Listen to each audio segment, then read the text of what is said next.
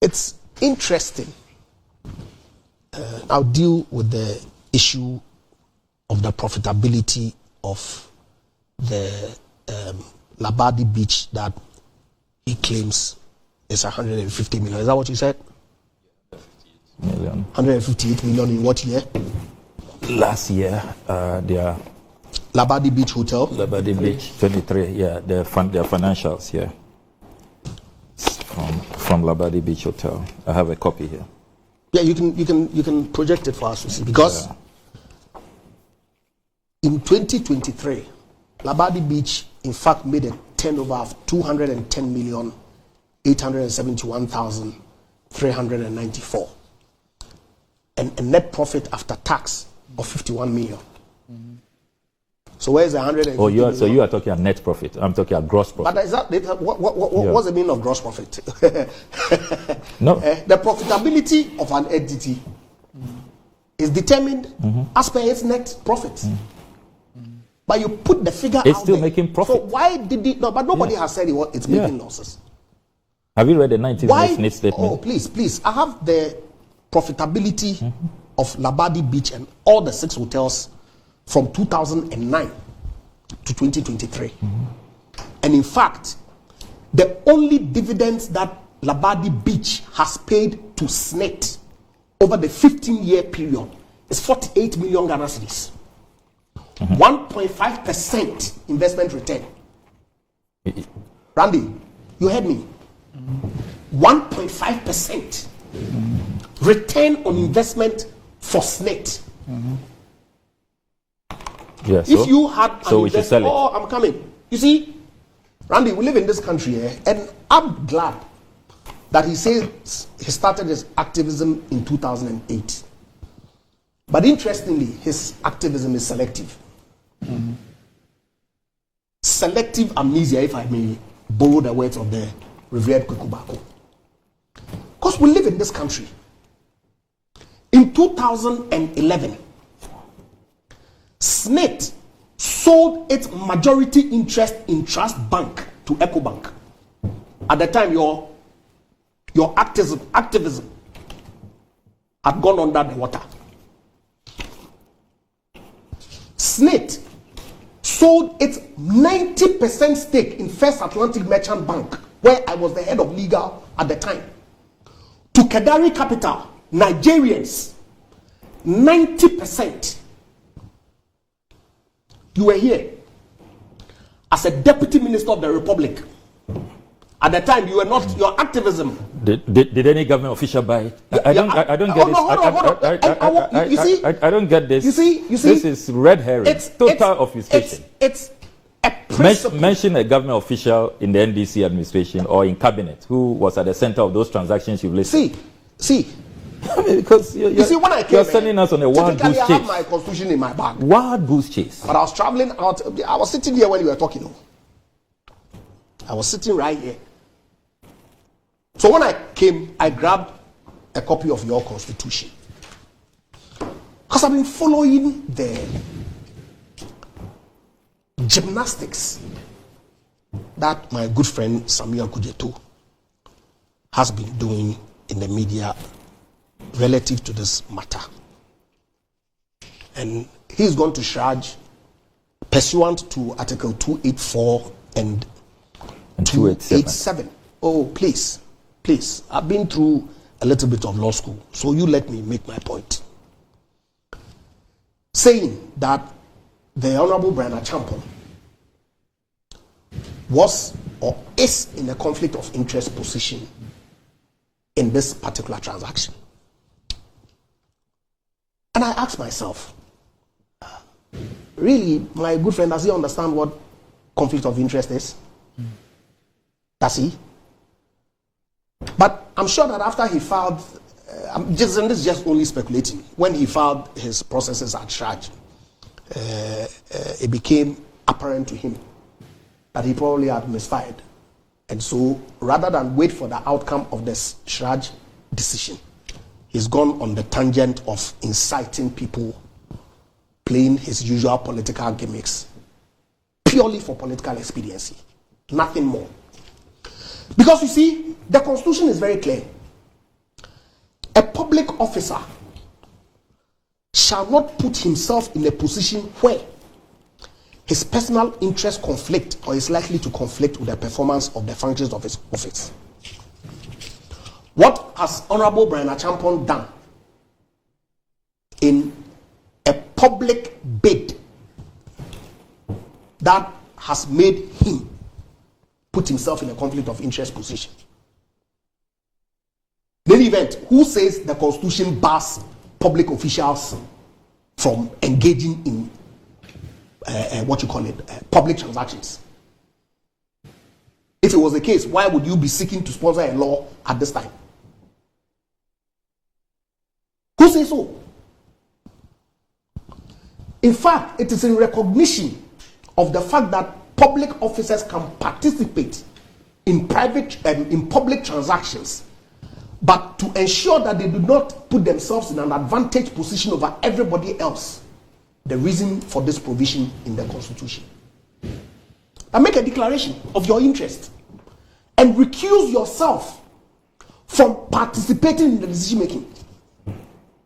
What rule has Honorable Bryan Acheampong breached? What rule? None whatsoever. So, what does my good friend Sami Okujeto, who all of a sudden, between 2009 when he was in government, or 2009, and 2016, forgot his public activism in 2020, 2024. His public activism has all of a sudden come to the fore. Randy, SNIT as a policy over the years, just like when they built the SNIT flats, which originally was intended to be managed by them, they realized that it was not sustainable. They took an investment decision to dispose of all their interest in the SNIT flats across the country, in every region. Between 2011 and 2013, I was on the board as secretary. You used to come and visit my good friend Kwesi Antechi when I was at the bank.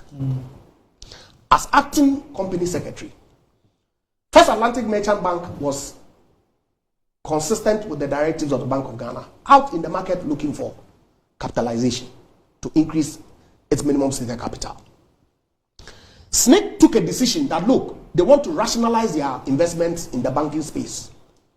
And so they wanted to put First Atlantic and Trust Bank together. These two banks, they had significant shareholding, and sell it off to EcoBank. The then managing director, of course, at the time, TTB had met the minimum capital requirement. First Atlantic hadn't met it. The then managing director, Mr. Arthur Judata, is still there. Asked Jerome Eshen, who was a representative of SNIT on the First Atlantic board, that look, we don't have any objection going into a measured discussion with EcoBank, but let us go in that transaction as equal partners. Immediately we finished the board meeting, Mr. Jerome Eshen went back to SNIT and they brought a check for 48 or so to acquire additional stake in the bank to enable us meet the minimum capital requirements. Coincidentally, at the time, we had engaged EM Capital, headed by Mike Ashon, to assist us raise the capital. And so Mike had brought these Kedari folks, headed by Odu Odunfa and Olu Balogun and his team, to also come and invest in the bank. So when the shareholders approved the SNIT additional investment as part of the processes for acquiring a significant interest in any bank in Ghana, right? Bank of Ghana needed to approve the transaction. So overnight, the shareholding structure of First Atlantic Merchant Bank changed from a Ghanaian, 100% Ghanaian-owned bank with SNIT as the majority shareholder to a Nigerian bank. At the time, your activism was nowhere to be found. And it wasn't as if it was a loss-making bank. TTB was not a loss-making bank either. In fact, if you read the EcoBank statement that they issued at the time, it was purely because of TTB's branch spread the reason they participate in that transaction to dispose of or acquire SNIT stake in that bank. In fact, in 2013, Universal Merchant Bank, the Fortis transaction, UMB was not doing badly. Your activism was nowhere to be found. Yet you come and sit on national TV, claim to be for God and country. When it suits your interest, for God and country. But of course, at the time, it was a strategic investment decision that SNIT had taken, which was approved by their board, that dispose of all your interest in the financial sector. And of course, along the line, SGSSB was also sold. Remember? So how different is that from their decision to dispose of their interest in the hospitality industry? Such that today, because it's a company that is owned by a public officer, no law bars any public officer from participating in any transaction in this country to the extent that they make the requisite disclosures. It becomes an issue for you to go and incite Ghana chiefs, Labadi people on such dangerous path, such dangerous path for political purpose. What are we doing to ourselves? Purely on the order of political expediency. And you say that what? The TUC reps protested? When I'm told that the TUC rep, one of them, is the head of the procurement unit at the committee of the board, overseeing this entire process.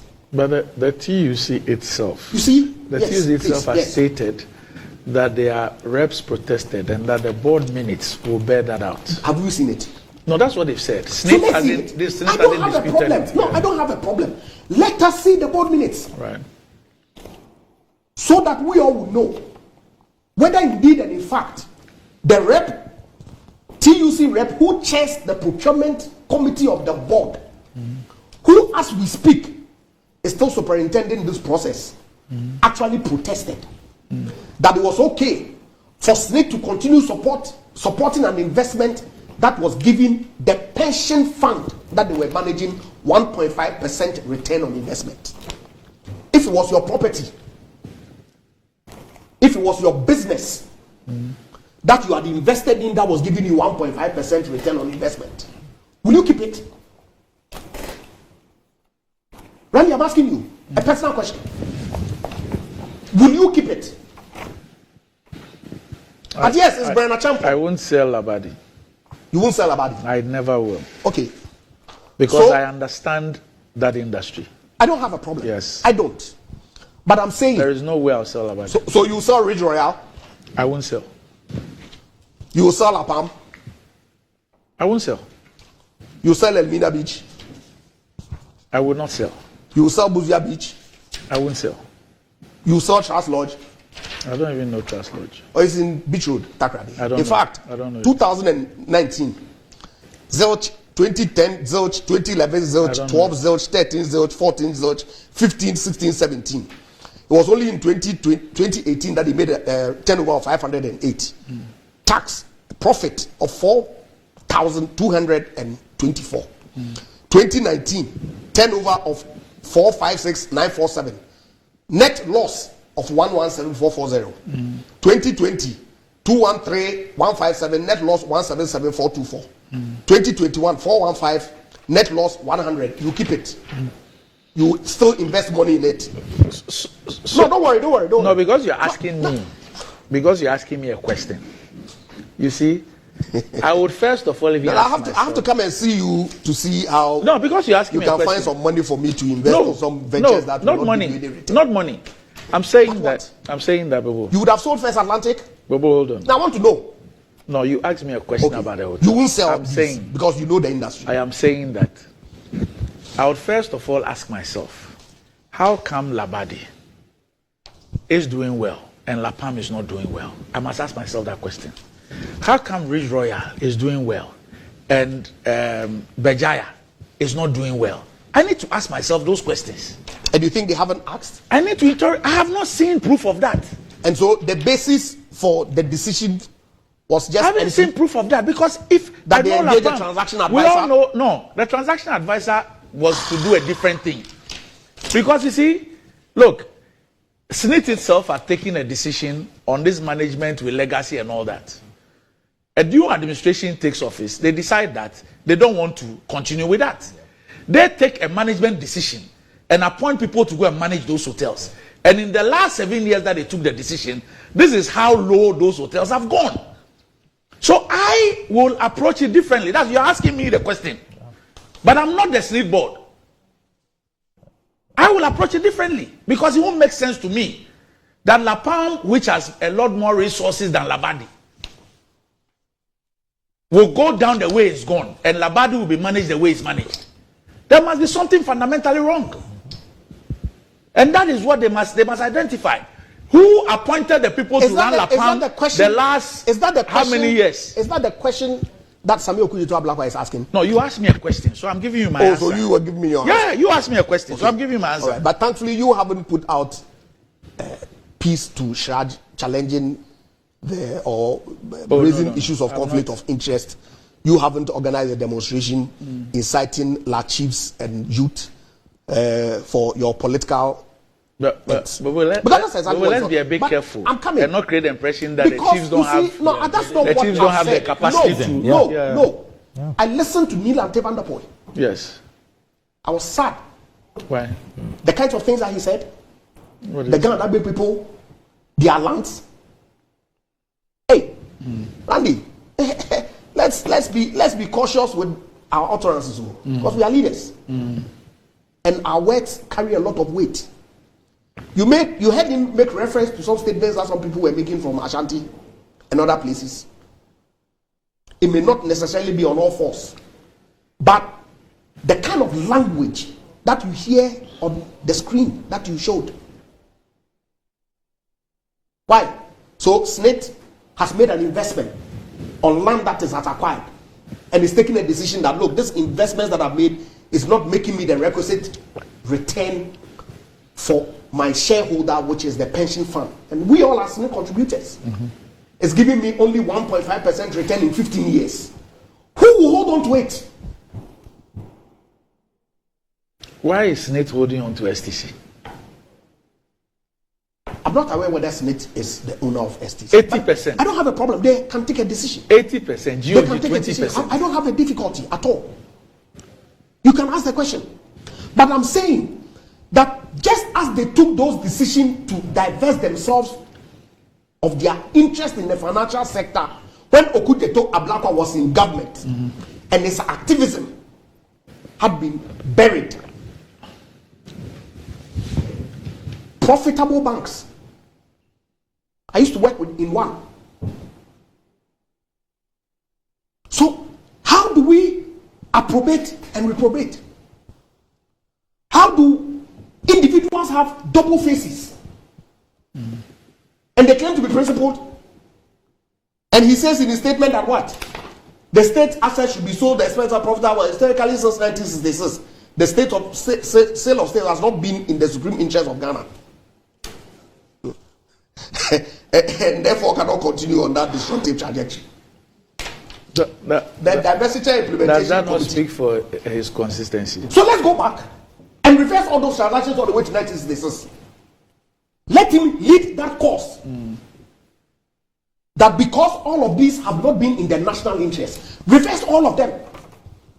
Is that legally possible? Are you asking me? Yes, you are the lawyer on the table.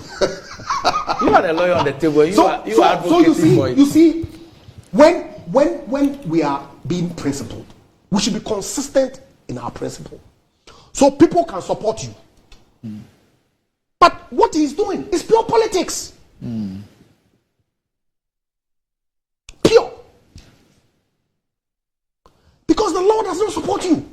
The law. What law supporting him? The constitution that he makes reference to. Does not support you. You mean the case of Shraj? Of course. Okay. So he's making a call to pass a private member's bill to now bar public officers. Clarity. It says there are gray areas people Where's are the taking gray area? advantage of. Where's the green? Where's the green? Where's the gray Like area? some of the things you have quoted and where you have navigated you see, through. and you put profitability figures out, that is completely false. And now you say, oh, it's gross profit. So why didn't you state it that, oh, this is gross profit and net profit, they made so much? The information is there.